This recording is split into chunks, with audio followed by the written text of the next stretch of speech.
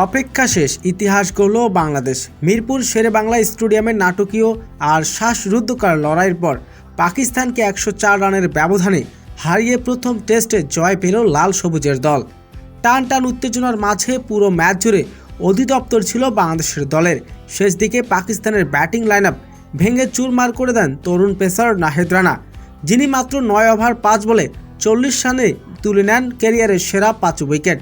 তার গতির বোলিং পাকিস্তানের শেষ প্রতিরোধ মুহূর্তেই ভেঙে গেলেন। ব্যাট হাতে জয়ের ভিড় গড়ে তুলে দেন অধিনায়ক নাজমুল হোসেন শান্ত এবং মোমিনুল হক। চাপের মুহূর্তে দায়িত্বশীল ইনিংস খেলে তারা নিশ্চিত করে দেন বাংলাদেশের লড়াই করার ক্ষমতার লক্ষ্য। 2 ইনিংসে তাদের দৃশ্য ম্যাচ ঘুরিয়ে দেন। পুরো ম্যাচ জুড়ে শান্ত, মোমিনুলের ব্যাটিং আর নাহিদ রানার আগুনছোড়া বোলিং, তিনের সমন্বয়ে স্বপ্নের জয় তুলে নিল টাইগাররা। সেই 2016 সালের ইতিহাস গড়ল তারা।